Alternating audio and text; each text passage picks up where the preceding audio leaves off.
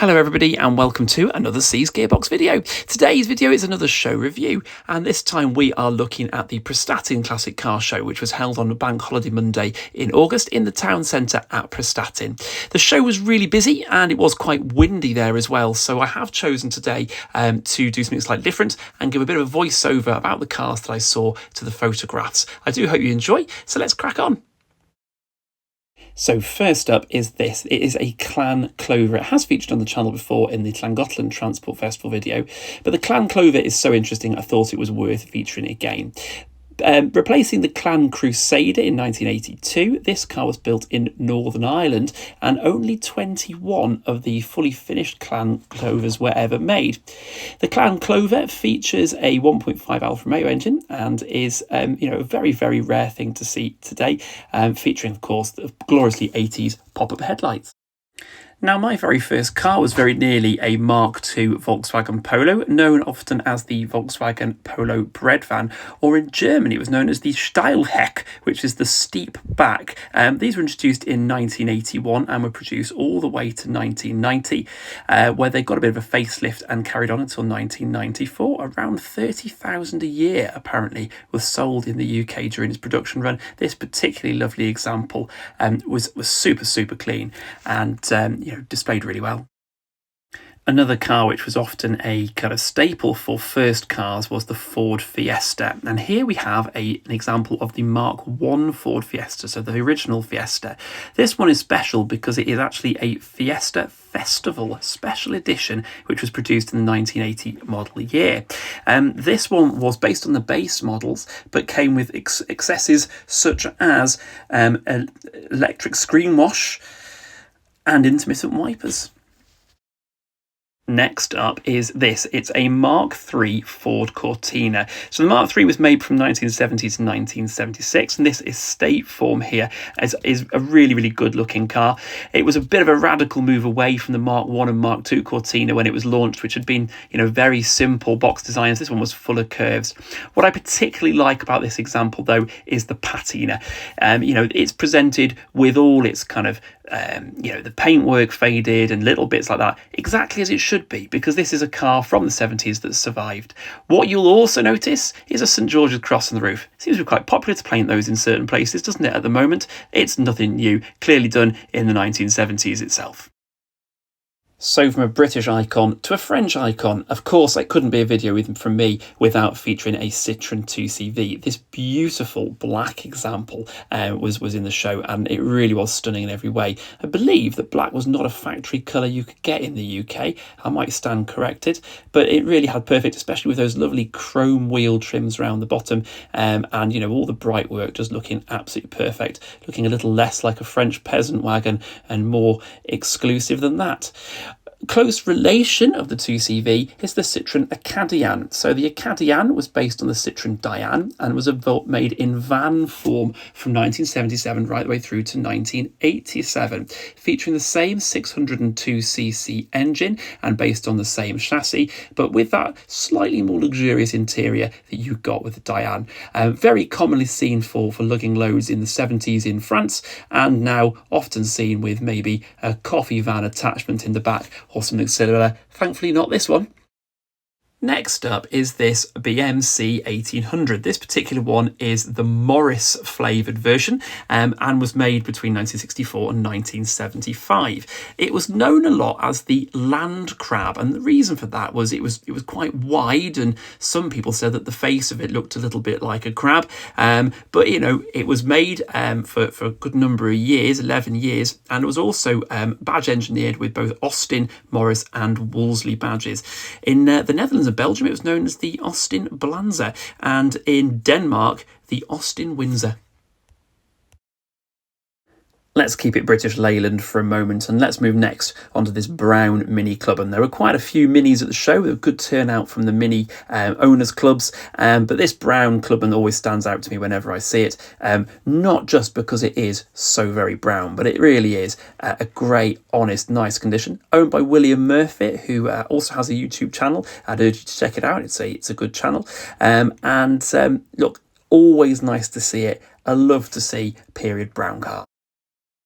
Next up is one of the prize winners of the show. This is a Mini Marcos. Now, the Mini Marcos, as the name suggests, yes, it has got some mini running gear under there. So subframes and the engine and some of the running gearbox, etc., are all mini. But the body is a fiberglass body, which was produced to sit on top of it.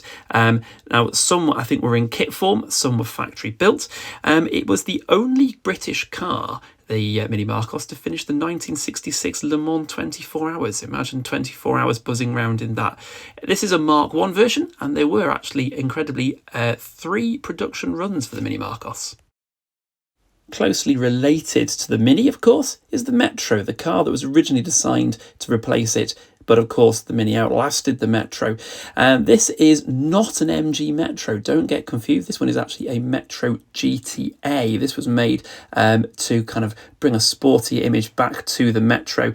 It had the same engine as the MG Metro and most of the same specification, but apparently the grippier tyres made it quicker to 60. I really love about this one is that kind of backflash in the back window, the GTA backflash that really gives that 80s vibe. It was immaculate, by the way. I was really impressed with just how lovely this one was. So from small and British to very large and very American, this is a Chevrolet Tahoe. Now, they say everything's big in America. It certainly is when you're looking at the Tahoe. More than 5 meters long. Absolute beast of a car with a 5.7 litre petrol engine. Look, it is an absolute monster. But I really like these. I've always liked a Tahoe and I'd love to drive one. Moving on next then to this fantastic Rover SD1, which we saw at the Prestatyn show. The SD1 was a replacement for the P6 and was quite a daring move from Rover to replace the saloon with a bit of a fastback style car. But it was relatively successful. This one features the V8 engine, which was probably the best engine they had in it. It in turn was replaced by the Rover 800, a car which I have a huge soft spot for because my grandfather owned several of them as company cars in the 1990s and really loved them. Now, my grandfather once got into my Saab 9000 and said how much it reminded him of his Rovers, so I suppose it's fitting that we move next onto this gloriously orange Saab 99. Seen this at the show for the last few years, actually, and it always stands out. It's in outstanding and beautiful condition. Now, the 99 was introduced in about 1968 and went on till 1984, eventually being replaced by the 90 and then the 900. It's famous, of course, because the 99 was the first mass production car to feature a turbocharger, so the 99 Turbo being the most famous model. The Mass Motorist magazine said in 1968 that the 99 was comfortable, well made and well equipped. Now, some cars you always make a beeline for at your show. This MG Midget is one. Why?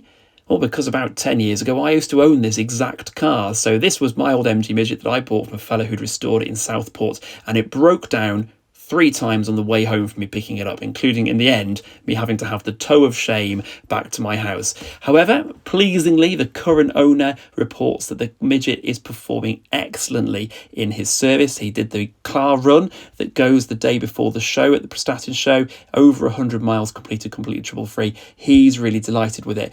Every journey in my MG Midget was an occasion. It was great to own and really enjoyed it. Another car with a bit of a family connection for me, a Rover R8. Now, the first ever time I rode in a brand new car was when my auntie had one of these as a company car. It was a British Racing Green R8, I seem to remember, and so I've always had a soft spot for them. This one was particularly well presented, a really gleaming example. I've nearly bought one of these several times down the years and I've never quite pulled the trigger. I have a funny feeling that will happen one day, and it would like to be one of these hatchback versions. Keeping things 1990s, yes, this was probably one of the best-selling cars of the 1990s, particularly, I think, amongst company car drivers. This is the first-generation Mondeo. The Mondeo, of course, replaced the sort of very popular Sierra and had big shoes to fill, but the Mondeo absolutely filled them admirably and, I think was a very safe bet amongst the family cars of the 1990s. This particular example, featuring wheel trims rather than alloys means it must be a lower spec version, which I think is probably better, but was presented really very well.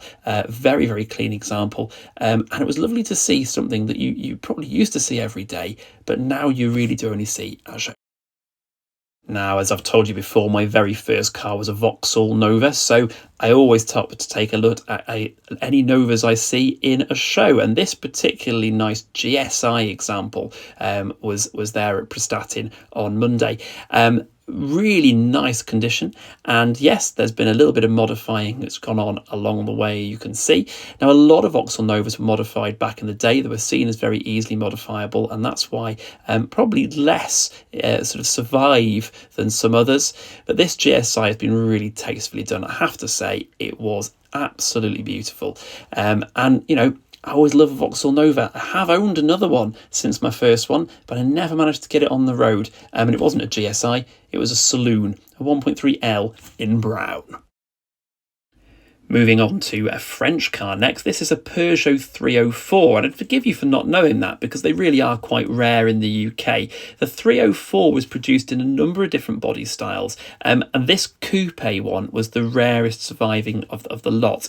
It's slotted in between the 204 and the 504, the 504 big luxury vehicle. And I have to say, one of my favourite versions of the 304 is the beautiful cabriolet version that they produced as well. So had a long production run between 1969 and 1980. Now, the other thing I've got a soft spot for is an Alfa Romeo, and this is an Alfa Sud. This is quite a late production run Alfa Sud. They were produced for quite a long time, between 1971 and 1989. It had a boxer engine and a low centre of gravity, which led to really good handling, and designed by Giorgetto Giugiaro, of course, of Ital Design. But a lot of them rusted away. Not this one, it was immaculate. Now, back on more familiar ground for me now. This is an A-series Citroën. This is a Citroën Ami 8. Now, the Ami in 6 and 8 were produced between 1961 and 1978 alongside the Citroën 2CV, featuring the same 602cc engine, a lot of the same kind of mechanical components, but with a different body. Now, the Ami had 3 different body styles, including a fastback, the Estate that we see here, and the Berline, featuring a famous backwards sloping window. Over 1.8 million Amis were produced during its production run. I've driven one, and I really have to say they were great to drive, good fun, quite like a 2CV, but just a touch more refined. And I'll leave you, final car of the show is probably my favourite. This is a Berkley T60. Now, the Berkley T60 was only produced between 1959 and 1960, and very few is sold. They sold a 4-wheeler, Berkley, a little convertible sports car, and it was based on that, but this 3-wheel design was by a man called Laurie Bond. Now, Laurie Bond found a bit of fame later on with the Bond car company. You've ever heard of a Bond bug, the orange 3-wheeler? Well, obviously Laurie Bond must have liked 3 wheels. Only 328cc, but an incredibly light body meant that it did have a top speed of 60 miles an hour. I've heard, from what I've read around a little bit about this car, they are quite fun to drive. Tiny little steering wheel, tiny little cabin. I think that would be a great hoot. So there is some of my favourite cars from the Prestatyn Car Show, the ones I could get a good picture of anyway. I hope you enjoyed this video. It really is a superb show. Definitely worth checking out next year if you're anywhere near the North Wales area. Thank you so much for watching. Please don't forget to like and subscribe.